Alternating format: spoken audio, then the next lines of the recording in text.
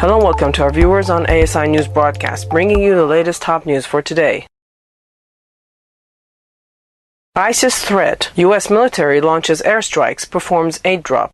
An international airdrop of food and water supported by U.S. airstrikes sought to bring relief to the beleaguered Iraqi town of Amirli, which has been under siege by ISIS for nearly 2 months, the Pentagon said Saturday night. Aircraft from Australia, France, and Britain joined the U.S. in delivering the aid to thousands of Shia Turkmen in the farming community about 170 kilometers north of Baghdad, Pentagon Press Secretary Rear Admiral John Kirby said in a statement. The U.S. military conducted the airstrikes against ISIS militants to support the aid delivery, Kirby said. Operations will be limited in scope and duration as needed to address the humanitarian crisis in Amirli and protect the civilians trapped in the town, he said. Instead of fleeing in the face of ISIS drive across northern Iraq, the Shiite Turkmens have stayed and fortified their town of 15,000 with trenches and armed positions. While Amirli fought off the initial attack in June, it has been surrounded by the militants since mid-July. Some residents have said that the Iraqi military's efforts to fly in food, water, and other aid have not been enough amid oppressive heat and lack of electrical power. The town's power station was destroyed weeks ago, and shelling from the militants. U.S. airstrikes in Iraq, which began earlier this month, have targeted ISIS militants attacking Yazidi Iraqis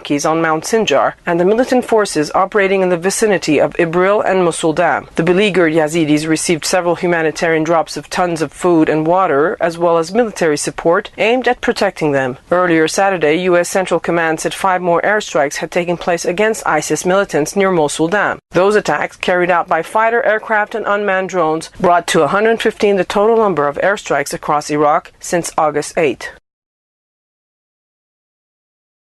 Senator Bob Menendez, arm Ukrainians to fight Russia.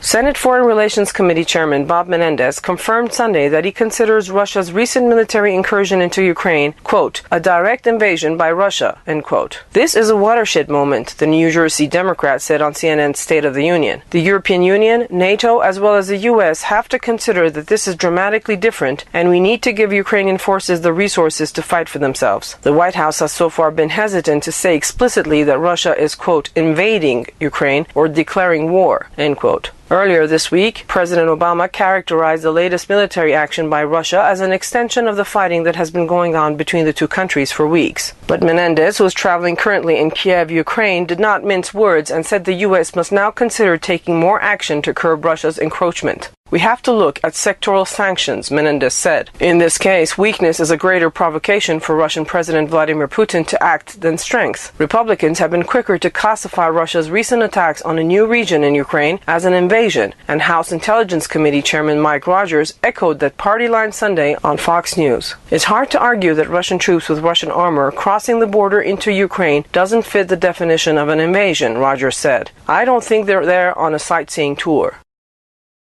Stay with us on ASI News Broadcast with all the latest news from the U.S. brought to you from the American Studies Institute from Tehran. You can also check our website at www.asipress.us. Thanks for watching.